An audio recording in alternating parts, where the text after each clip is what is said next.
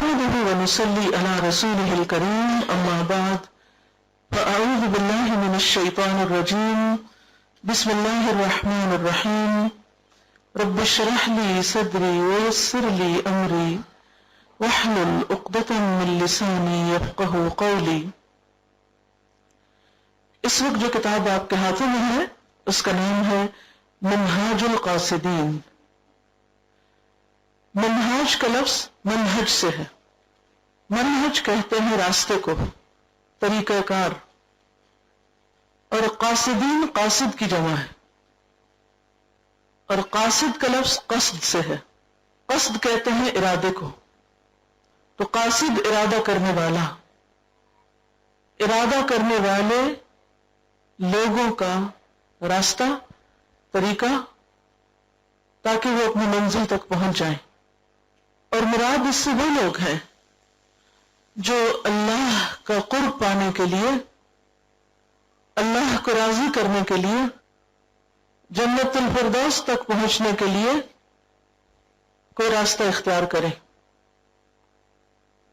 اللہ کا قرب پانے کے لیے انسان کو جن جن منزلوں سے گزرنا پڑتا ہے، جن جن راستوں سے گزرنا پڑتا ہے، ان راستوں میں جو مشکلات آتی ہیں، جو ہرڈلز ہیں، ان کو کیسے دور کیا جائے.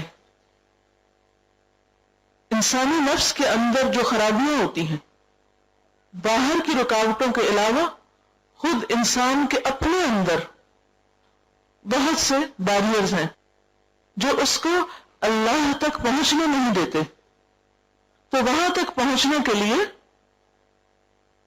اپنی اصلاح کیسے کی جائے، اندر کی مشکلات کو کیسے دور کیا جائے، اپنی خرابیوں کو کیسے دور کیا جائے، اس کتاب میں ان باتوں کا تفصیلی تذکرہ ہے اور بہترین مشورے.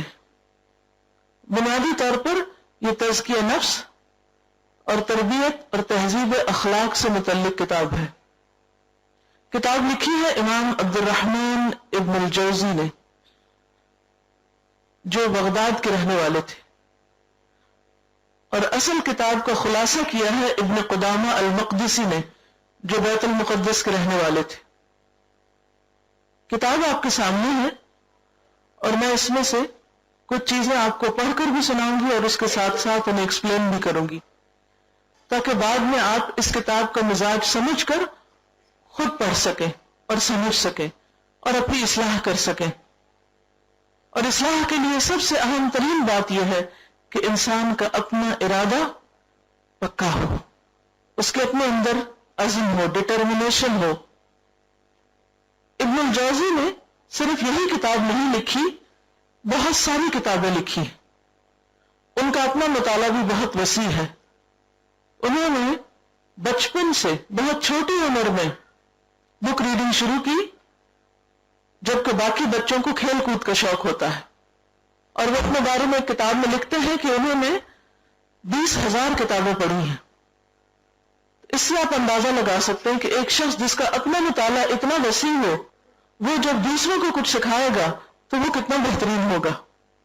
اور نہ صرف یہ کہ یہ صرف کتابیں ہی پڑھتے رہتے تھے، اس کے ساتھ ساتھ ان کا لوگوں کے ساتھ بہت انٹریکشن تھا، لوگوں کی نفسیات کو بہت اچھی طرح سمجھتے تھے.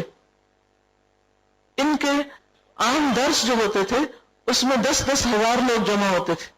جمعہ کے خطبات میں 1 لاکھ تک حاضری پہنچ جاتی تھی. ہر طبقے کے لوگ ان کے درسوں میں حاضر ہوتے تھے اور ان کے واضح نصیحت سے سبق حاصل کرتے تھے. بے شمار کتابیں لکھنے کی وجہ سے ان کے جو قلم تھے، یعنی اس زمانے میں فاؤنٹن پین نہیں ہوتے تھے، تو یہ لکڑی کے قلم سے کتابیں لکھا کرتے تھے. انہوں نے کتنا کچھ لکھا اس کا اندازہ اس سے ہو سکتا ہے کہ جب یہ فوت ہوئے تو ان کی اپنی وصیت کے مطابق ان کے غسل کا پانی جو گرم کیا گیا مرنے کے بعد، وہ قلم کے تراشوں کو جلا کر کیا گیا. اب دیکھیے کہ اگر 1 قلم ہو یا 2 قلم ہو تو اس سے پانی تھوڑی گرم ہوتا ہے جس سے پورا انسان مردہ نہلایا جا سکے. اور کہتے ہیں کہ پھر بھی وہ بچ گئے. اس سے اندازہ ہوتا ہے کہ کتنا زیادہ ان کا علم تھا اور کتنا زیادہ انہوں نے لکھا اور کس قدر فیض پہنچایا. ایسے لوگوں کی زندگی ہمارے لیے بہترین نمونہ ہے، ایک رہنما ہے، اور ان کو پڑھنے کے بعد اپنی کم تری اور کم مائگی کا احساس ہوتا ہے کہ اسی طرح کی زندگی تو ہم کو بھی ملی ہے، ہمیں بھی اللہ نے عقل دی ہے، سمجھ دی ہے، سب کچھ دیا ہے، لیکن ہم اپنی زندگی سے صحیح فائدہ نہیں اٹھا رہے کیونکہ ہم اپنے وقت کو صحیح استعمال کرنا نہیں جانتے، اور بہت سا وقت محض ہماری اپنی خواہشات کے پورا کرنے میں گزر جاتا ہے۔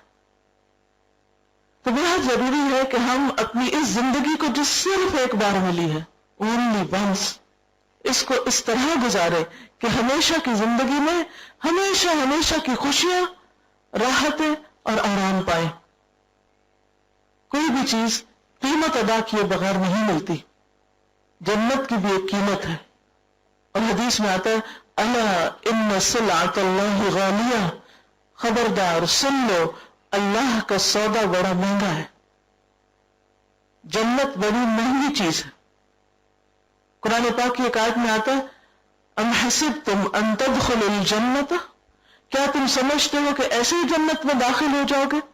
وَلَمَّا يَأْتِكُمْ مَثَلُ الَّذِينَ خَلَوْا مِن قَبْلِكُمْ، حالانکہ تمہارے پاس ابھی ان لوگوں کی مثال نہیں پہنچی جو تم سے پہلے گزرے تھے، یعنی ویسے حالات تم پہ نہیں آئے۔ مَسَّتْهُمُ الْبَأْسَاءُ وَالضَّرَّاءُ، انہیں تکلیفیں اور مشکلات آئیں، وَزُلْزِلُوا، اور وہ ہلا مارے گئے، حَتَّى يَقُولَ الرَّسُولُ وَالَّذِينَ آمَنُوا مَعَهُ مَتَىٰ نَصْرُ اللَّهِ، یہاں تک کہ رسول اور ان کے ساتھی پکار اٹھے کہ اللہ کی مدد کب آئے گی۔ الا ان نصر اللہ قریب، خبردار اللہ کی مدد قریب ہے، یعنی دنیا میں بھی اللہ تعالیٰ انسان کو اس کی کوششوں کا پھل دیتا ہے، حالات بدلتے ہیں، اور آخرت کی کامیابی پھر یقینی ہوتی ہے جب انسان ہر طرح کی مشکلات سے گزرتے ہوئے اپنے مقصد پہ قائم رہے، نیکی کا جو ارادہ اس نے کیا ہے، اللہ کی محبت، اللہ کی معرفت، اللہ کے قرب کا جو شوق اس کو لگا ہے، وہ مرتے دم تک برقرار رہے اور اس میں کوئی کمی نہ آنے پائے۔ یہ سب کچھ کس بات کا تقاضا کرتا ہے کہ ہم اپنے وقت کی حفاظت کریں اور اسے بہترین سے بہترین کاموں میں لگاتے رہیں۔ تو آئیے منہاج القاصدین کے کچھ اوراق کو پڑھتے ہیں۔ آج جس باب کا میں نے انتخاب کیا ہے وہ ہے صفحہ نمبر 327، 327، اور اس کی ہے فصل اول، پہلا حصہ، ریا، اس کی حقیقت، اقسام اور مذمت۔ ریا کا باب میں نے اس لیے چنا ہے کہ ہر وہ شخص جو قرآن پڑھتا ہے، دین سیکھتا ہے، اس کو اپنے بارے میں جو بہت زیادہ خوف لاحق ہو جاتا ہے کہ کہیں ایسا تو نہیں کہ ہم یہ سب دکھاوے کے لیے کر رہے ہیں، کہیں ایسا تو نہیں کہ ہمارے اعمال ریا کی وجہ سے برباد ہو جائیں۔ میں نہیں سمجھتی کہ کوئی ایک بھی طالب علم ایسا ہو کہ جو قرآن پڑھے اور پھر اس کو یہ خوف لاحق نہ ہو، یہ پریشانی نہ اس کا جگر کھائے۔ لہذا بہت ضروری ہے کہ ہم اس کی حقیقت کو سمجھیں، اس کی قسموں کو جانیں، یعنی ریا صرف ایک ہی قسم نہیں ہے، کئی قسم کی ریاکاری ہوتی ہے، اور پھر اس کی جو مذمت آئی ہے اس کو سامنے رکھتے ہوئے اپنی اصلاح کریں اور اس سے بچنے کی فکر کریں۔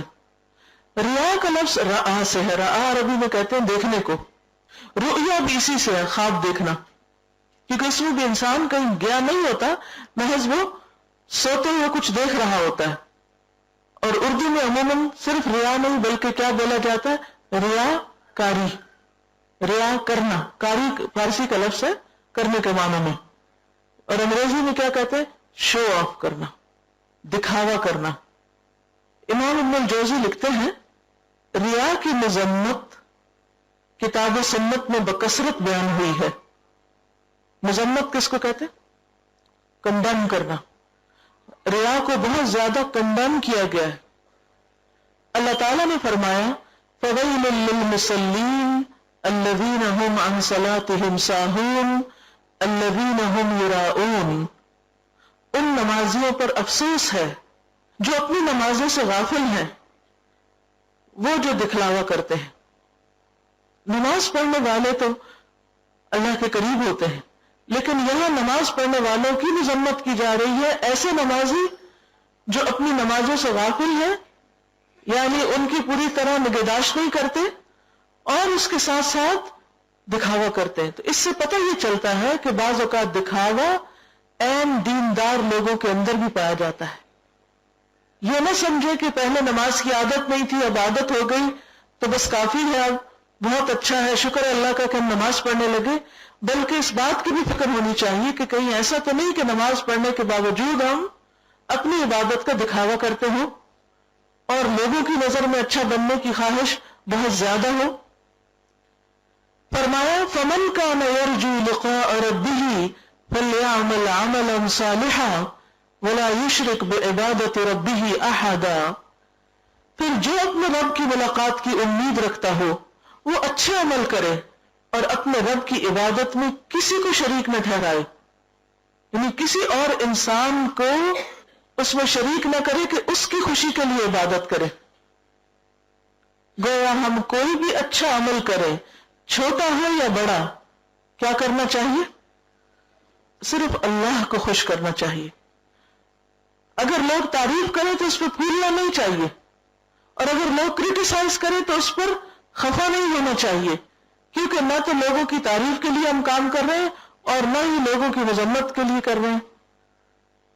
تو تعریف سے کریں گے نہیں اور مذمت سے پھر چھوڑیں گے نہیں، پھر انسان کے اندر استقامت آ جاتی ہے.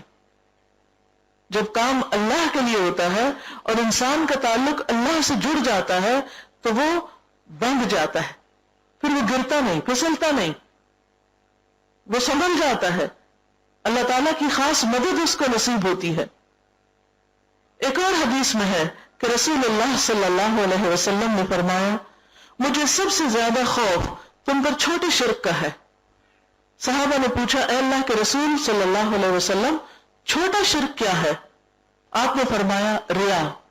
اللہ تعالیٰ قیامت کے دن جب لوگوں کو ان کے اعمال کی جزا دے گا تو ان سے فرمائے گا کہ ان کے پاس جاؤ جن کو تم دنیا میں اعمال دکھایا کرتے تھے، کیا ان کے پاس تمہارے لیے کوئی بھلائی ہے؟ یعنی ایسے لوگ اپنی نیکیوں کی جزا اللہ سے نہیں پائیں گے، بلکہ اللہ تعالیٰ کیا فرمائیں گے کہ میرے لیے تو تم نے کچھ نہیں کیا تھا، لوگوں کو دکھانے کے لیے کیا تھا، انہوں نے دیکھ لیا، جاؤ ان سے جا کے بجر لو. اس دن ہر انسان فقیر ہوگا، کون کسی کو کیا دے گا. وَلَا تَزِرُ وَازِرَةٌ وِزْرَ أُخْرَى وَإِن تَدْعُ مُثْقَلَةٌ إِلَى حِمْلِهَا لَا يُحْمَلْ مِنْهُ شَيْءٌ وَلَوْ كَانَ ذَا قُرْبَى. کہ کوئی بوجھ اٹھانے والا کسی کا بوجھ نہیں اٹھائے گا، اور اگر بوجھ سے لدا ہوا شخص کسی کو کہے گا کہ تم میرا بوجھ بانٹ لو تو وہ اس سے کچھ بھی اٹھا نہ سکے گا. یعنی کسی کا بوجھ کو لینا بھی چاہے تو لے ہی نہیں سکے گا. تو اس سے کیا پتہ چلتا ہے کہ پھر ہمیں ہر کام صرف اللہ کے لیے کرنا چاہیے. حضرت بشر حافی نے کہا اگر میں دنیا گا بجا کر حاصل کروں تو یہ مجھے زیادہ پسند ہے کہ میں اسے دین کا وسیلہ بنا کر حاصل کروں. کیونکہ گا بجا کر یعنی ایک انٹرٹینمنٹ کے ذریعے عموماً لوگوں کو اٹریکٹ زیادہ کیا جاتا ہے اور اس کے ذریعے انسان کے پر عمل خالص نہیں رہتا. معلوم ہونا چاہیے کہ ریا رؤیہ سے مشتق ہے اور سمع سے مشتق ہے. یعنی ریا کے لیے ایک اور لفظ بھی آتا ہے سمع کیا ہوتا ہے کہ انسان کی شہرت ہو، سنی جائے اس کی بات. ریاکار لوگوں کو وہ چیز دکھاتا ہے جس سے ان کے نزدیک اسے عزت حاصل ہو. یعنی محرک کیا ہے ریاکاری کا؟ لوگوں سے عزت چاہنا، لوگوں سے عزت کی خواہش، لوگوں کی نظروں میں امپورٹنس، کہ لوگ ہمیں اہمیت دیں. اور اس کی کئی قسمیں ہیں. پہلی قسم دین میں ریاکاری ہے. اس کو پہلی کو انسرکل کر لیں تاکہ جب دوبارہ آپ کتاب پڑھیں تو پوری تو پڑھنے کا وقت نہیں ہوگا، تو امپورٹنٹ حصے جو ہوں گے ان کو آپ انڈر لائن کر لیں گے، انسرکل کر لیں گے، تو جلدی پھر آپ دیکھ لیں گے اور یاد دہانی کر لیں گے. پہلی قسم دین میں ریاکاری ہے، اور یہ بھی کئی طرح کی ہے. ایک بدن کے لحاظ سے، کہ جسم کی کمزوری اور زردی اور ویرانی کا اظہار کیا جائے. یعنی بعض نیک لوگ جب بہت روزے رکھتے ہیں یا تہجد پڑھتے ہیں تو پھر اپنے آپ کا خیال نہیں رکھتے اور اپنے حال حلیے سے ظاہر کرتے. منہ سے تو نہیں بول کے کہتے کہ ہم تہجد پڑھتے ہیں یا ہم بہت روزہ دار ہیں. تو کس طرح شو آف کرتے ہیں؟ کس چیز سے؟ حال حلیے سے. اپنے چہرے کی زردی یعنی اپنے جو رویے ہیں اس سے متاثر دیتے ہیں کہ یہ شخص دینی کاموں میں بڑی مشقت برداشت کرتا ہے اور اس پر خوف خدا غالب ہے. دین میں ایسا مستغرق ہے کہ اسے بال درست کرنے کی بھی فرصت نہیں. تو یہ بھی دکھاوے کی قسم ہے. یعنی دکھاوے کی قسم صرف یہ نہیں ہے کہ آپ بہت خوبصورت نظر آئے لوگوں کو تاکہ لوگ آپ کی طرف مائل ہوں. یہ بھی ایک قسم ہے کہ انڈائریکٹلی لوگوں کو میسج دے کہ میں بہت عبادت گزار ہوں. اسی لیے کیا حکم ہے کہ جب کوئی روزہ رکھے تو کیا کرے؟ تیل لگائے، سرما لگائے، فریش نظر آئے تاکہ کسی کو گمان نہ ہو کہ یہ بیچارہ روزے رکھ رکھ کے ہلاک ہو رہا ہے. یہی حال ہے آواز نیچی رکھنے، آنکھیں گہری کرنے اور ہونٹ خشک دکھانے کا کہ معلوم ہو یہ ہمیشہ روزے رکھتا ہے، کہ اس کی تو آنکھیں اندر دھس گئی ہیں. آنکھیں گہری کرنے کا مطلب یہ ہے کہ اندر دھس گئی ہیں اور اب اس سے بولا نہیں جا رہا اور ہونٹ خشک ہے کہ کوئی پوچھے کیوں، کیا حال ہے، کیوں ہے یہ تمہارا حال؟ وہ تو روزے سے ہوں. حضرت عیسیٰ ابن مریم علیہ السلام نے فرمایا جب تم میں سے کوئی روزہ رکھے تو اپنے سر کو تیل لگائے اور کنگھی کرے، اور یہ اس لیے کہ روزہ دار پر ریا کی آفات کا خوف ہے. یہ تو دینداروں کی جسم کے لحاظ سے ریاکاری ہے. یعنی وہ زبان سے کچھ نہیں کہہ رہے لیکن جسم ریاکاری کر رہا ہے. اور کیوں؟ کیونکہ وہ اپنے آپ کو لک آفٹر نہیں کرتے اور لوگوں کو اپنے رویے سے ایک امپریشن دیتے ہیں. دنیا دار جسم کے موٹاپے، رنگت کی صفائی، جسم کے اعتدال، چہرے کی خوبصورتی اور بدن کی صفائی سے بھی ریاکاری کرتے ہیں. ایک دوسری ایکسٹریم بھی ہوتی ہے. دوسری قسم لباس اور حالت کی ریاکاری ہے، جیسے تکلفاً گردن جھکا کر چلنا. یعنی اگر انسان راستہ دیکھنے کے لیے چل رہا ہو کہ میں کسی چیز سے اٹک کے نہ گروں تو یہ تو خیر ہے، ٹھیک ہے. لیکن اگر انسان ویسے اس کے اندر عاجزی کوئی نہیں، صرف لوگوں کو دیکھ کے تکلف میں عاجز بن گیا ہے تو یہ بھی ٹھیک نہیں. چہرے پر سجدے کے نشان کو باقی رکھنا، یعنی اس پہ کوئی کریم یا کوئی ایسی چیز نہ لگانا کہ پھر وہ چھپ جائے گا اور لوگوں کو نظر نہیں آئے گا کہ میں اتنا سجدہ گزار ہوں کہ میرا نشان بھی ہے. موٹے کپڑے پہننا، ادنا لباس رکھنا، یعنی اچھا لباس نہ پہننا. کیوں نہ پہننا؟ اس لیے نہیں کہ ہے نہیں، اگر نہیں تو کوئی بات نہیں، وہ تو پھر ریاکاری میں نہیں آئے گا کہ آپ جو ہیں وہی ہیں. لیکن اس لیے اچھا لباس نہ پہننا کہ اگر میں نے اچھا پہنا تو لوگ کہیں گے یہ اچھا دیندار ہے، اتنے اچھے کپڑے پہنتا ہے. تہبند اونچا باندھنا، یہ مردوں کے لیے خاص طور پر کیونکہ وہ شریعت کی نمائندگی کرتا ہے کہ ٹخنے بہت ننگے ہیں. قمیص کے کف چھوٹے اور کپڑے میلے کچالے رکھنا کہ فقیر ہے، صوفی ہے، دیندار ہے، اس لیے اس کا حال حلیہ. اسی وجہ سے آپ دیکھیں کہ مختلف جو لوگ ہیں انہوں نے دین کو بس حال حلیہ میں بند کر دیا اور مخصوص قسم کے لباس جو ہیں بس وہ اب دینداری کی علامت رہ گئے ہیں. انہی میں سے بے ضرورت پیوند لگے کپڑے پہننا، صوفیوں سے مشابہت پیدا کرنے کے لیے پیلا رنگ استعمال کرنا اور پگڑی کے اوپر چادر اوڑھنا ہے کہ اس امتیاز کی وجہ سے لوگوں کی نگاہیں اس کی طرف اٹھیں.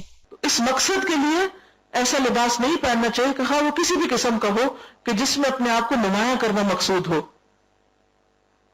ریاکاروں کے کئی طبقے ہیں، یعنی ریا کی قسمیں پھر ریاکاروں کی قسمیں. ریاکار کون ہے؟ جو ریا کرتے ہیں.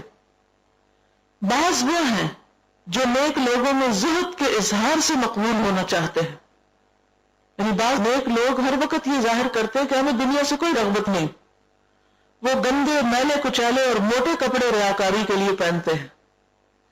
اگر ان کو اچھے اور صاف ستھرے کپڑے پہننے کو کہا جائے جیسا کہ سلف پہنتے تھے، سلف سے مراد قرآن پاک میں آپ نے پڑھا ہوگا ما قد سلف، جو گزر چکا. تو سلف وہ لوگ ہوتے ہیں جو پچھلی جنریشن میں گزر چکے اور وہ بہت نیک لوگ تھے. تو جیسا کہ سلف پہنتے تھے کہ وہ نیک بھی تھے، عبادت گزار بھی تھے اور لباس بھی ان کے ٹھیک ہوتے تھے. تو ان کے نزدیک یہ ذبح ہو جانے کی طرح ہے. وہ ڈرتے ہیں کہ لوگ کہیں گے کہ پہلے یہ آدمی ظاہر تھا اور اب اس راہ سے لوٹ آیا ہے. ایک طبقہ وہ ہے جو نیک لوگوں، دنیا داروں، بادشاہوں، امراء اور تاجروں سب میں مقبول ہونا چاہتا ہے. اس کے لباس کا کپڑا قیمتی لیکن وضع قطع صلحاء کے لباس کی سی ہوتی ہے. یعنی بعض لوگ پرانے موٹے کپڑے تو نہیں پہنتے تو بہت اچھے ہیں، لیکن اس کا جو ڈیزائن ہے وہ عبادت گزاروں کی طرح ہوتا ہے، تاکہ ان سارے لوگوں کے سامنے وہ نیک انسان کی طرح پہچانا جائے. یعنی اس کو اپنا آپ بحیثیت ایک دیندار کے بس دکھانے کا شوق ہوتا ہے، اندر سے دینداری کوئی نہیں ہوتی. ان لوگوں کو اگر میلے یا موٹے کپڑے پہننے کو کہا جائے تو ان کے لیے موت کے برابر ہے. وہ ڈرتے ہیں کہ بادشاہوں اور دولت مندوں کی نگاہ سے گر جائیں گے، اور اگر ان کو باریک اور قیمتی سوتی سفید کپڑے پہننے کو کہا جائے تو یہ بھی ان کے لیے مشکل ہوتا ہے. وہ ڈرتے ہیں کہ نیک لوگوں کی نگاہوں سے گر جائیں گے. یعنی ہر وقت ان کے ذہن پہ خوف کس کا ہے؟ لوگوں کا. تو ریاکاری کیا ہے؟ لوگوں کا ڈر. پیچھے کیا پڑا؟ ریاکاری کیا ہے؟ لوگوں سے عزت چاہنے کا شوق. اور دوسری پہچان کیا ہے؟ لوگوں کا ڈر. تو ہر وہ کام جو لوگوں کی توجہ حاصل کرنے کے لیے، لوگوں کی نظروں میں ہر دل عزیز بننے کے لیے اور لوگوں سے عزت چاہنے کے لیے کیا جائے، اس نیت کے ساتھ خاص طور پر وہ ریاکاری ہے. یا پھر لوگوں کے ڈر سے کہ ہائے لوگ کیا کہیں گے، خواہ وہ کوئی بھی ہو، تو اس ڈر سے کیا جائے تو وہ بھی ریاکاری ہے.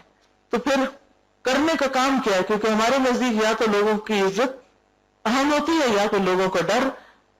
کرنا کیا چاہیے؟ کیا سمجھ میں آ رہی ہے بات؟ اب آپ سوچیں گے نہ یہ کر سکتے نہ وہ. ایک دفعہ کہتی ہے کہ میلے کچیلے کپڑے ٹھیک نہیں، پھر کہتے کہ اچھے کپڑے ٹھیک نہیں، تو پھر کدھر جائیں؟ بغیر لباس تو نہیں پھر سکتے. کیا پہنے؟ کیا مطلب ہے؟ اعتدال کی راہ. اور اس میں خیال یہ ہونا چاہیے کہ اگر میں صاف ستھرا لباس پہن رہا ہوں تو یہ میرے دین کا حصہ ہے، اور اگر میں زینت بھی اختیار کر رہا ہوں تو یہ بھی میرے دین کا حصہ ہے. اس لیے نہیں کہ میں لوگوں کی نظروں میں اچھا بن جاؤں. اب مثلاً اگر آپ نماز کے لیے جا رہے ہیں تو اس وقت آپ کے کپڑے کیسے ہونے چاہیے؟ صاف ستھرے ہونے چاہیے اور مہذب ہونے چاہیے، باپردہ ہونے چاہیے، تاکہ آپ کی نماز میں خوشی آئے. اگر آپ گندے کپڑے پہن کر عبادت کے لیے چلے گئے تو نہ صرف یہ کہ خود کو اذیت ہوگی، آپ کے ساتھ جو فرشتے ہیں ان کو اذیت ہوگی. اور اگر آپ کسی جماعت میں نماز پڑھ رہے ہیں اور لوگ آپ کے آس پاس ہیں ان کو بھی اذیت ہوگی. اب اس میں آپ کا نہیں مجھے ریاکاری کا ڈر ہے اس لیے میں ایسے کپڑے پہن کے جا رہا ہوں، تو یہ رویہ درست نہ ہوگا. درست رویہ کیا ہے کہ اللہ نے انسان کو جو حیثیت دی ہے، جس طرح کے اچھا لباس اس کے پاس ہے، وہ صاف ہو، دھلا ہو، معقول ہو، جان بوجھ کے بے ڈھنگا نہ سلوایا گیا ہو، اور لوگوں کی توجہ حاصل کرنے کا ذریعہ نہ بنے. اپنے لیے پہنے، اللہ کے لیے پہنے، ایک معقول انسان کے طور پر پہنے کہ جسے دیکھ کر کم عقل آپ کو بے وقوف نہ سمجھے، آپ کو مرتبہ کم نہ کرے، اور عقل مند آپ کو بے وقوف نہ سمجھے. یعنی دو طرح کے لوگ ہوتے ہیں، بہت عقل مند، وہ بھی ایک ججمنٹ رکھتے ہیں آپ کے بارے میں، اور ایک ہوتے ہیں کم عقل لوگ، وہ بھی. تو ایسے میں اعتدال کی راہ بہترین راہ ہے. اور مقصد پھر لوگوں کا خوف نہ ہو. مقصد کیا ہو؟ جو اللہ نے نعمت دی ہے میں اس کا استعمال کر رہا ہوں. ہر ریاکار کا ایک مخصوص لباس اور ہیئت ہوتی ہے، اس سے نیچے یا اوپر ہونا اس کے لیے مشکل ہوتا ہے. یہ وہ لوگ ہیں جو اللہ کی بجائے لوگوں کی مذمت سے ڈرتے ہیں. دنیا داروں کی ریاکاری نفیس لباس، اچھی سواری، تزئین یعنی زینت کی مختلف اقسام، مکان اور اعلیٰ ساز و سامان سے ہوتی ہے. وہ اپنے گھروں میں تو موٹے جھوٹے کپڑے پہن لیتے ہیں، لیکن یہ پسند نہیں کرتے کہ لوگ انہیں معمولی لباس میں دیکھیں. لہٰذا کوئی آ جائے تو فوراً لباس تبدیل کرتے، یا کہیں جانا ہو تو پھر بہت ہی اہتمام کرتے ہیں، لیکن گھر کے اندر ان کا کوئی اہتمام نہیں. اس کا یہ مطلب نہیں کہ گھر کے اندر اور باہر کے لباس میں فرق نہیں ہونا چاہیے. فرق ہوگا. گھر میں آپ عام طور پہ کمفرٹیبل زیادہ ہوتے ہیں، لیکن صاف ستھرے تو رہتے ہیں نا. یہ نہیں کہ آپ گھر میں صرف گندے مندے کپڑے پہنے اور صرف صفائی اس وقت کریں جب آپ باہر جا رہے ہوں. اور اسی طرح یہ ہے کہ لوگوں کا ڈر نہ ہو. تیسری قسم باتوں کی ریاکاری ہے. لباس کی ریاکاری کے علاوہ اور کیا ریاکاری ہے؟ باتوں کی ریاکاری. دینداروں کی ریا، موقع بے موقع واضح نصیحت اور احادیث اور آثار بیان کرتے رہنا. یعنی لوگوں کو یہ بتانا کہ میں اب بہت دین پڑھ لکھ گئی ہوں، لہذا موقع بے موقع کوئی سننے کو تیار ہو یا نہ ہو، بغیر حکمت کے بس ہر وقت ان کو کوئی نہ کوئی آیت، کوئی نہ کوئی حدیث سنانا. اور مقصد کیا ہے کہ ان کو ذرا پتہ چل جائے کہ مجھے اب کتنا زیادہ آتا ہے. تو یہ نیت غلط ہے. کسی کی اگر اصلاح کرنے مقصود ہو تو ہم بے موقع محل بات نہیں کریں گے، ہم سوچ سمجھ کے اور پوری خیرخواہی کے ساتھ اور اچھے انداز میں بات کنوے کریں گے. اور بحث مباحثے میں مصروف رہنا، یعنی بے وجہ لوگوں کو چھیڑنا اور ان سے بحثیں کرنا تاکہ ان کو ہرایا جائے اور بتایا جائے کہ وہ کچھ نہیں جانتے، ہم زیادہ جانتے ہیں. یہ نیت غلط ہے. مقصد یہ ہوتا ہے کہ لوگوں کو ان کے علم کی کثرت معلوم ہو. وہ سلف کے حالات پر بڑی توجہ دیتے ہیں، لوگوں کی مجلس میں اپنے ہونٹ ہلاتے رہتے ہیں. یعنی اگر کوئی مقرر اسپیکر آیت پڑھ رہا ہے تو وہ بھی منہ ہلانا شروع کر دیتے ہیں. کیا بتانے کے لیے کہ ہمیں یہ آیت پہلے سے آتی ہے، ہمیں بھی آتی ہے، صرف اس کو نہیں آتی، ہم کو بھی آتی. تو یہ جو ہونٹ ہلانا ہے یا ساتھ پڑھنا شروع کر دینا دوسروں پہ دھاک جمانے کے لیے کہ ہم بھی عالم ہیں، یہ ریاکاری ہے. اسے کنٹرول کرنا چاہیے. اور لوگوں کے سامنے برائیوں پر بڑے غصے کا اظہار کرتے ہیں. یعنی ویسے کوئی برائی ان کو بری نہیں لگتی اتنی زیادہ، لیکن جب لوگوں کی مجلس میں ہوں گے تو بہت کریٹیسائز کریں گے، فلاں یہ خرابی کر رہا ہے، فلاں ایسا برا ہے، فلاں ایسا برا ہے. اور مقصد کیا ہوتا ہے کہ لوگوں کو پتہ چلے کہ ہم بہت نیکی کو پسند کرنے والے ہیں. آواز نیچی رکھتے ہیں، آہستہ آہستہ بولیں گے تاکہ لوگ جو ہیں وہ متوجہ ہوں. اور قرآن کی تلاوت کرتے رہتے ہیں. مقصد یہ ظاہر کرنا ہوتا ہے کہ وہ گناہوں کے غم اور اللہ کے خوف میں مبتلا ہیں. حالانکہ اکیلے ہوتے ہیں تو نہ قرآن پڑھتے ہیں اور نہ ہی گناہوں کا کوئی غم ان کو ہوتا ہے، نہ اکیلے اللہ کی یاد میں روتے ہیں اور نہ ہی برائیوں پہ کڑتے ہیں. ہاں جب لوگوں کے سامنے ہو تو یہ سارے مشغلے آ جاتے ہیں. اس کا یہ مطلب نہیں کہ آپ کسی مجلس میں چپ کر کے بیٹھ جائیں، نہ بولیں، نہ اونچی نہ آہستہ، اور نہ برائی کو برا کہیں. اور یہ بات نہیں ہے. کہنا یہ مقصود ہے کہ آپ کی تنہائی اور آپ کی مجلس میں کوئی زمین آسمان کا فرق نہیں ہونا چاہیے. آپ جب اکیلے ہوں تو بھی آپ کے دل میں اللہ کی یاد ہونی چاہیے، تو بھی آپ کو قرآن پڑھنے کا شوق ہونا چاہیے، تو بھی آپ کا دل اللہ کی طرف لگے رہنا چاہیے.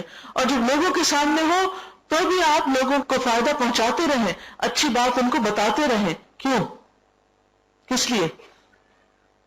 کیونکہ یہ فرض ہے نا کہ جب آپ کسی کو فائدہ پہنچا سکے تو آپ پہنچائیں. اللہ نے علم اس لیے نہیں دیا کہ اس کو بند کر کے رکھ دیں. چوتھی قسم عملی ریا کی ہے. جیسے کوئی نمازی لمبا قیام، لمبے رکوع اور سجدے کرے، یعنی اکیلے نماز پڑھے تو جلدی جلدی، اور جب لوگوں میں پڑھے تو خوب لمبا کر کے پڑھے اور خواہ مخواہ کا خشوع کا اظہار کرتا رہے. یہی کیفیت روزے، جہاد، حج اور صدقے وغیرہ کی بھی ہے. دنیا داروں کی ریاکاری فخر، تکبر، غرور، ہاتھوں کو حرکت دینے، چھوٹے چھوٹے قدم رکھنے، چادر کا کنارہ پکڑنے اور کندھے جھکانے سے ہوتی ہے تاکہ ان کی حشمت معلوم ہو. یعنی خاص اسٹائل سے چلنا تاکہ لوگوں پہ دھاک بیٹھے، یہ بھی ناپسندیدہ. انسان کو کیسا ہونا چاہیے؟ نیچرل ہونا چاہیے. یعنی عام طور پہ اپنے گھر میں جیسے آپ چلتے ہیں ویسے ہی چلیں. پانچویں قسم دوستوں اور زائرین سے ریاکاری ہے. دوستوں سے ریاکاری اور وزٹرز جو آپ کو ملنے آتے ہیں، کوئی گیسٹ آتے ہیں، ان سے ریاکاری. جیسے وہ آدمی جو تکلف سے کسی عالم یا عابد کی زیارت کرتا ہے، یعنی بہت اہتمام اور اس کے ساتھ ایک خاص پریسٹیجیس وے میں، تاکہ لوگ کہیں کہ فلاں نے فلاں کی زیارت کی، اور پھر اس کو مینشن بھی کیا جائے کہ ہم فلاں کی زیارت کے لیے گئے تھے. کیا ثابت کرنے کے لیے کہ ہم بہت دیندار ہیں، ہم بزرگوں کی زیارت کرتے ہیں. دیندار لوگ اس کے پاس آتے جاتے ہیں اور اس سے برکت حاصل کرتے ہیں. یعنی لوگوں کو یہ بتانے کے لیے کہ مت یہ سمجھو کہ ہمیں دین کا کوئی شوق نہیں، ہم بھی دیندار ہیں. اور وہ دینداری کیسے ظاہر کرتے ہیں کہ ہمارے فلاں فلاں دیندار شخص سے تعلقات ہیں. اسی طرح وہ لوگ ہیں جو شیوخ کی کثرت سے ریا کرتے ہیں، تاکہ لوگ کہیں کہ اس نے بڑے اساتذہ سے استفادہ کیا ہے. ان بعض لوگوں کو بہت شوق ہوتا ہے اپنے استادوں کے نام گنوانے کا، میں اس سے بھی پڑھا، اس سے بھی پڑھا، اس سے بھی پڑھا، پوری لسٹ گنواتے ہیں. کس لیے؟ تاکہ لوگوں کو دھاک بیٹھے کہ ہم کتنے بڑے عالم ہیں، کتنا کچھ جانتے ہیں، کتنے کتنے لوگوں سے پڑھ چکے ہیں، کتنی کتنی ڈگریاں ہیں ہمارے پاس. تو یہ نیت غلط. اس کا یہ مطلب نہیں کہ زیادہ استادوں سے استفادہ نہ کریں، جہاں جہاں موقع ملے، اچھی بات ملے، استفادہ کریں، لیکن اس غرض سے کہ لسٹ میں اضافہ ہو، یہ درست نہیں. یا دکھاوا کر سکیں تو یہ ٹھیک نہیں. کچھ لوگوں کا مقصد صرف جاہ و مرتبہ کا حصول ہوتا ہے. کتنے ہی عبادت گزار ہیں جو پہاڑوں میں بیٹھے ہیں، کتنے ہی راہب گرجوں میں سمٹے پڑے ہیں، ان کو مال کی طمع بالکل نہیں، وہ صرف مرتبہ اور جاہ و منزلت کے طلبگار ہیں. یعنی وہ کس لیے دنیا چھوڑ کے الگ بیٹھے ہیں؟ تاکہ لوگ ان کو مان جائیں. کتنا بڑا دل ہے ان کا، کتنے نیک لوگ ہیں. تو اگر کوئی شخص صرف لوگوں کی توجہ حاصل کرنے کے لیے شیخ بن بیٹھتا ہے یا کوئی بزرگ بن بیٹھتا ہے، یا ہر چیز چھوڑ دیتا ہے تاکہ لوگ اس کو نیک سمجھ کے اس کی زیارت کو آئیں اور وہ خود کسی کے پاس کبھی نہ جائے، تو یہ بھی ریاکاری کی قسم ہے. کیونکہ وہ کیا چاہتا ہے؟ یا مال نہیں چاہتا، کیا چاہتا ہے؟ عزت، اہمیت، امپورٹنس. اور اگر وہ نہ ملے تو وہ لوگوں سے خفا ہو جائے، تو یہ ٹھیک نہیں. بعض کا مقصد دولت کا حصول ہوتا ہے اور بعض کا مدح اور ثنا اور شہرت کا. یعنی ہر ایک کی نا دلچسپی فرق ہوتی. کوئی کچھ چاہتا ہے، کوئی کچھ چاہتا ہے، کوئی مال چاہتا ہے، کوئی عزت چاہتا ہے، کوئی اہمیت چاہتا ہے، کوئی تعریف چاہتا ہے. تو ہر ایک کے اندر ایک مختلف قسم کا چور بیٹھا ہوا ہے. تو ہم سب کو کیا کرنا ہے؟ اپنے اپنے چور کو پہچاننا ہے. وہ چور اس لیے کہہ رہی ہوں کہ وہ ہم جو نیکیاں کرتے وہ چور لے جاتا ہے. کیونکہ ریاکاری کیا ہوتی ہے؟ ریاکاری سے ساری نیکیاں صفائی ہوتی چلی جاتی. تو ہم کبھی بھی ایسا نہیں کریں گے کہ جو کچھ ہم کمائیں اس کو نہ سنبھالیں، اس کو چھوڑ دیں کہ جو چاہے آ کے لوٹ کے لے جائے. اگر سوال کیا جائے کہ ریاکاری حرام ہے، مکروہ ہے، مباح ہے، تو اس کا جواب یہ ہے کہ یا تو ریاکاری عبادات میں ہوگی یا دوسری چیزوں میں. اگر عبادات میں ریاکاری ہے تو وہ حرام ہے. عبادت میں ریاکاری حرام ہے. جو آدمی نماز، صدقہ اور حج میں ریاکاری کرتا ہے وہ عاصی اور گنہگار ہے، کیونکہ وہ اس سے غیر اللہ کی خوشنودی چاہتا ہے اور اللہ اکیلا مستحق عبادت ہے. تو ریاکار اس سے اللہ کے غضب کی زد میں ہے.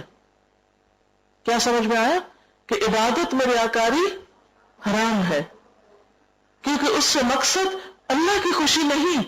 لمبی نماز اس لیے نہیں کہ اللہ راضی ہو، اس لیے کہ لوگ دیکھیں کہ کیا نماز پڑھتا وہ. تو عبادت کی ریاکاری حرام ہے. اور اگر عبادت کے علاوہ ہے، جیسے عام اپنے مال کا دکھاوا کرنا ہے یا اپنی کسی اور عزت کا یا کسی بھی چیز کا، تو اس کے بارے میں ہے کہ وہ طلب مال کی طرح ہے. اس حیثیت سے حرام تو نہیں کہ اس نے لوگوں کے دلوں میں صرف اپنا وقار بنانا چاہا، لیکن جیسے مال کمانا تلبیسات اور ممنوع اسباب سے ممکن ہوتا ہے. تلبیسات ہوتا ہے مکس اپ ہونا کسی چیز کا، ممنوع اسباب یعنی ایسے طریقوں سے کہ جو منع ہے. اسی طرح جاہ منزلت بھی ہے. اگر اس نے بقدر ضرورت تھوڑا سا مال کمایا، اگر اس نے بقدر ضرورت تھوڑا سا مال کمایا جس کا انسان محتاج ہے، تو وہ محمود ہے، یعنی پسندیدہ ہے. اور یہی حال جاہ کا ہے، اور یہی وہ منزلت ہے جس کو یوسف علیہ السلام نے اپنے ان الفاظ سے طلب کیا تھا کہ انی حفیظ علیم، میں حفاظت کرنے اور جاننے والا ہوں. یہ جاہ و منزلت حرام نہیں. مثلاً آپ کے اندر کوئی اسکل ہے، آپ کو کوئی کام آتا ہے اور آپ کہیں جاب کے لیے اپلائی کرتے ہیں اور اپنا سی وی پیش کرتے ہیں، تو اس سے مراد کیا ہوتی ہے؟ سی وی کا مطلب پتہ ہے نا آپ کو، جو آپ کے سارے کریڈینشلز لکھے ہوتے ہیں کہ اس نے اتنی ڈگریاں حاصل کی، یہ ورک ایکسپیرینس ہے اس کے پاس، یہ اسکلز آتی ہیں. تو آپ اپنا سب کچھ لکھ کے کسی کو پکڑاتے ہیں کہ یہ بتانے کے لیے کہ آپ کون ہیں. تو اس سے مقصود کیا ہوتا ہے؟ ریاکاری مقصود نہیں ہوتی. اس سے مقصود ہوتا ہے کہ دوسرے کو یہ بتایا جائے کہ میں کیا کر سکتا ہوں تاکہ آپ کی بہتر خدمت کے قابل ہو سکوں. کیونکہ اگر کوئی کسی کو یہ نہ بتائے کہ اس نے کیا پڑھ رکھا ہے، کوئی کسی کو یہ نہ بتائے کہ اسے کیا کیا کام آتا ہے، تو اس سے وہ کام لیا کیسے جا سکتا ہے؟ وہ پھر کچھ کرنے کے قابل نہیں ہوگا. تو یہاں پھر یہ ریاکاری نہیں آتی. مگر جبکہ یہ صاحب منزلت کو ناجائز چیزوں پہ آمادہ کرے، جیسا کہ ہم مال میں ذکر کر چکے، تو خرابی سے پاک نہیں. یعنی اگر انسان یہ سب چیزیں اس لیے لکھ رہا ہے کہ اس سے لوگوں پہ ناجائز اپنا حق جتائے اور ناجائز دباؤ ڈالے دوسرے پر، تو پھر وہ ٹھیک نہیں. جہاں منزلت کی وسعت میں کچھ حرج نہیں اگر اسے حرص سے طلب نہ کیا جائے اور اس کے جاتے رہنے سے انسان غم میں مبتلا نہ ہو، کیونکہ کسی کا بھی مرتبہ حضور صلی اللہ علیہ وسلم اور ان علماء دین سے جو آپ کے بعد ہوئے بڑا نہیں، لیکن اپنی ساری توجہ جاہ و منزلت کے حصول میں صرف کر دینا دین کا نقصان ہے. یعنی انسان اگر اپنا سارا وقت محنت اس کام میں لگا دے کہ وہ بڑے سے بڑا عہدہ حاصل کر سکے، زیادہ سے زیادہ پاور حاصل کر سکے، زیادہ سے زیادہ نمایاں ہو سکے، تو اس کا نتیجہ کیا ہوگا کہ ساری توجہ اسی پہ لگ جائے گی. پھر نماز، روزے اور صدقہ خیرات اور باقی چیزوں کا یا تو وقت نہیں بچے گا یا ان میں کوالٹی نہیں ہوگی. مثلا اگر ایک شخص کا ایک بزنس سوچا ہے کہ 2 کر لے تو حرام تو نہیں ہے، 2 کر سکتا ہے اگر وہ حلال کما رہا ہے اس میں، لیکن اگر ان ساری چیزوں سے انسان کے باقی فرائض متاثر ہو رہے ہیں، بیوی بچوں کے حق مارے جا رہے ہیں، رشتہ داروں کو نہیں پوچھا جا رہا، یا اپنی عبادات میں انسان غافل ہو گیا، تو پھر یہ چیزیں کس میں آئیں گی؟ ناپسندیدہ میں آ جائیں گی. بہرحال اسے حرام نہیں کہہ سکتے. اچھے کپڑے بنانا جنہیں آدمی لوگوں کے پاس جاتے وقت اظہار عمارت کے لیے پہنتا ہے تاکہ لوگ اسے بڑا آدمی سمجھیں، اور یہی حال ہے ہر تجمل کا. تجمل ہے میک اپ، یعنی زینت، جمال حاصل کرنا جو لوگوں کے لیے کیا جائے. یہ منع نہیں ہے، کیونکہ آپ مثلا کسی شادی میں گئے ہیں، کسی پارٹی میں ہیں، اور اگر آپ نے اچھی لباس پہنا ہے، تھوڑا زیور پہنا ہے، کچھ زینت اختیار کی ہے، تو بیسیکلی یہ حرام نہیں. اور اس سے بھی مقصد مختلف ہوتے ہیں. اکثر لوگ یہ چاہتے ہیں کہ لوگ ان کو گھٹیا نظروں سے کسی حالت میں نہ دیکھیں، لیکن اگر مال کی نمائش مقصود ہو یہ غلط ہے. دھاس جمانا مقصود ہو کہ دیکھو میرے پاس تم سے زیادہ ہے، میں زیادہ بڑی ہوں، یہ ٹھیک نہیں. یہ نقطہ سمجھنا بہت ضروری ہے. کہیں ایسا نہ ہو کہ آپ سب کچھ چھوڑ چھاڑ کے بیٹھ جائے، اس میں بھی ریا ہے، اس میں بھی ریا، اس میں بھی ریا، تو لہٰذا کچھ کرنے کی ضرورت نہیں. اچھے کپڑے نہیں پہنتے کیا کریں؟ ریاکاری کرنی ہے. ہم ریاکاری نہیں کرتے تو لہٰذا پڑے رہیں جو کپڑے پڑے ہیں. کیا سمجھ میں آپ کو بتائے گا؟ کیا اچھے کپڑے پہننا منع ہے؟ میک اپ کرنا منع ہے؟ زیور پہننا منع ہے؟ نہیں منع، لیکن کب منع ہے؟ جب یہ اسراف میں ہو، جب یہ زیادہ ضرورت ہو، جب یہ خراب نیت سے ہو. خراب نیت کیا ہے؟ نمائش، تکبر. نمائش کس بات کی؟ محض دکھاوا. یعنی انسان اپنی خوشی کے لیے پہنے، اپنی عزت وقار کو بچانے کے لیے پہنے، لیکن اس لیے پہنے کہ وہ دوسروں کو گرا سکے، دوسروں کے مقابلے میں پہنے، یہ درست نہیں ہے. کیونکہ اس کی وجہ سے بڑی خرابیاں ہوتی ہیں. مثلا ایک دلہن ہے، شادی ہے، وہ اچھے کپڑے پہنے گی، میک اپ بھی ہوگا، سب کچھ ہوگا، اسے خوبصورت بنایا جائے گا، کوئی مسئلہ نہیں، جبکہ آپ حدود کے اندر رہ کے کریں، اس پہ اسراف نہ کریں، اپنی حیثیت سے بڑھ کے خرچ نہ کریں. لیکن اگر آپ سارا اس نیت سے کر رہے ہیں کہ فلاں نے جو پہنا تھا میری بیٹی اس سے قیمتی پہنے گی تاکہ لوگوں کو بتا سکے ہم کہ ہم ان سے زیادہ مالدار ہیں، ہم ان سے کم نہیں ہیں، یہ غلط ہے. باریک فرق ہے نا، اور عموماً یہ مکس اپ ہو جاتا ہے، اس سے بچنا ضروری. آپ اپنے دل کی چاہت کے لیے جو رنگ چاہے پہنے، لیکن صرف اس لیے کوئی ڈفرینٹ سا رنگ ڈھونڈتے پھرے تاکہ ہم جیسا کوئی بھی نہ ہو، یا ہم سب سے انوکھے اور نرالے نظر آئے، تو یہ چیز غلط ہے. ڈیزائنرز کی مہنگی چیزیں صرف اس لیے خریدنا تاکہ ہمارا روب پڑے، یہ ٹھیک نہیں. ہاں اگر آپ اس لیے کوئی چیز خریدتے ہیں کہ وہ زیادہ کنوینئنٹ ہے، زیادہ بہتر ہے استعمال میں، تو کوئی حرج نہیں، اللہ نے دیا ہے، لے سکتے ہیں.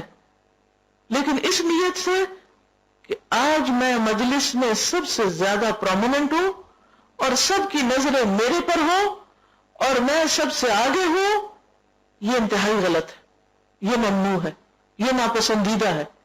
کیوں ناپسندیدہ ہے؟ کیونکہ اس میں دوسرے انسانوں کا دل دکھانا مقصود ہے. یہ نعمت کا غلط استعمال ہے. اس میں شکرانہ ادا کرنا نہیں، اس میں تکبر ہے، اپنی بڑائی جتانا مقصود ہے.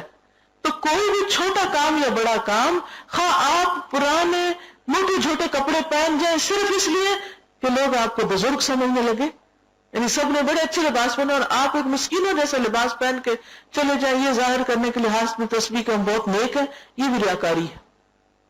تو انسان کو ایک معتدل انسان ہونا چاہیے، اور اپنی نیت کا چور تو انسان خود ہی پہچان سکتا ہے کہ کیوں کر رہی ہوں میں، یہ پہن رہی تو کیوں پہن رہی ہوں، یہ رنگ پہنا تو کیوں پہنا ہے، یہ رنگ لیا تو کیوں لیا ہے، مقصد کیا ہے. کسی پہ برتری ثابت کرنا غلط ہے پھر یہ مقصد. ہاں اس لیے مجھے پسند ہے، یہ رنگ میری پسند ہے، مجھے اچھا لگتا ہے، میں اس میں کمفرٹیبل فیل کرتی ہوں، کوئی حرج نہیں، آپ پہن سکتے ہیں. لیکن اس لیے پہنے کہ اور کسی کے پاس بھی یہ رنگ نہ ہوگا، یہ غلط ہے. تاکہ میں سب میں نمایاں نظر آؤں، یہ غلط ہے. مسلم کے افراد میں حضرت ابن مسعود کی حدیث ہے کہ نبی صلی اللہ علیہ وسلم نے فرمایا، جس کے دل میں ایک ذرے کے برابر بھی تکبر ہوگا وہ جنت میں نہ جائے گا. تو ایک آدمی نے کہا کہ آدمی پسند کرتا ہے کہ اس کے کپڑے اچھے ہوں، اس کا جوتا اچھا ہو. تو آپ نے فرمایا اللہ خوبصورت ہے اور خوبصورتی کو پسند کرتا ہے. تکبر ہے حق کو ٹھکرانا اور لوگوں کو حقیر سمجھنا، دوسروں کو ذلیل کرنا، دوسروں کو کمتر سمجھنا، یہ ہے تکبر. بعض آدمی اللہ تعالیٰ کی نعمت کا اظہار چاہتے ہیں اور اس کا رسول اللہ صلی اللہ علیہ وسلم نے بھی حکم دیا ہے. قرآن پاک میں کیا آتا ہے؟ فَأَمَّا بِنِعْمَةِ رَبِّكَ فَحَدِّثْ، اپنے رب کی نعمت کا بیان کرو، اظہار کرو تاکہ شکرانہ ادا ہو. یہ نہیں کہ اللہ نے دیا ہے تو بھی جان بوجھ کے مسکین بنے رہے کہ لوگ جو ہے ہم تو رحم کھاتے رہے. یہ غلط ہے کہ لوگ الٹا آپ کو صدقہ دینا شروع کر دیں کہ بیچارے کے پاس کچھ نہیں، اس کی مدد کرو. تو یہ درست نہ ہوگا. کچھ فائدہ ہوا پڑھ کے؟ شروع میں تھوڑا سا یہ کنفیوزنگ ہے کہ یہ بھی ریا ہے، یہ بھی تو انسان سوچتا ہے پھر تو کچھ کرنا ہی نہیں. تو آگے آ کے انہوں نے واضح کر دی کہ کیا ریا ہے اور کیا نہیں ہے، کیا میں اپنے لیے کر رہی ہوں اور کیا میں لوگوں کو دکھانے کے لیے کر رہی ہوں. اور ایسے تمام کاموں سے پرہیز جس سے آپ لوگوں کی توجہ اپنی جانب کھینچیں. یہ درست نہیں کہ لوگ مجھے چاہیں، لوگ مجھے امپورٹنس دیں، لوگ سب سے زیادہ میرا ڈنکا بجائیں. یہ نیت ٹھیک نہیں. میں پرومیننٹ نظر آؤں، میں محفل کی جان بن جاؤں، یہ ٹھیک نہیں. یعنی حلال چیزوں یا مباح چیزوں میں بھی اتنا نہیں پڑنا کہ اس کی وجہ سے ہماری عبادات کی کوالٹی گر جائے. عبادت میں ریا حرام ہے لیکن باقی چیزوں میں پسندیدہ نہیں. لوگوں کے ڈر سے نعمت استعمال نہ کرنا یہ بھی کفران نعمت ہے کہ لوگ کہیں گے کہ دیکھو ویسے تو یہ بڑا نیک بنتا ہے اور کپڑے دیکھو کیسے پہنے اور وہ گولڈ دیکھو کیسے پہنے، تو میں اس لیے نہیں پہنتا تاکہ لوگ یہ نہ کہیں کہ یہ نیک نہیں ہے. تو ہر وہ چیز جس میں لوگوں کا ڈر آ جائے، لوگوں کی نظروں میں بننے کی خواہش آ جائے، بس ادھر چھوڑ دیں. پھر اپنے آپ کو خود ہی چیک کر لیں. نہیں، لوگ نہیں، صرف اللہ، کیونکہ ریاکاری پر شرک میں شامل ہو جاتی. ان کا سوال یہ ہے کہ بعض اوقات ہم یہ کہتے ہیں کہ یہ کپڑے ہم پہلے پہن چکے اب بھی پہنیں گے، یا یہ کہ اس موقع کے لیے تو نیا ہی بنوائیں گے. تو اس کے پیچھے بھی کیا نیت ہوتی ہے کہ لوگ کہیں گے اس کے پاس اور کچھ نہیں. لوگوں کا ڈر ہے نا پیچھے، اس ڈر سے نہیں بنوائیں. کتنی دفعہ پہن لیں، کیا ہے اگر ایک لباس اچھا ہے صاف ستھرا ہے تو پہن لیں، اور اگر اللہ اور کی توفیق دیتے تو نیا بھی بنا لیں. لیکن یہ ڈر پیچھے نہ ہو کہ لوگ کہیں گے کہ بس یہی ہے اس کے پاس، ہر وقت یہی پہنتا ہے، یہ ٹھیک نہیں. سبحانک اللہم و بحمدک نشہد ان لا الہ الا انت نستغفرک و نتوب الیک. السلام علیکم ورحمۃ اللہ وبرکاتہ.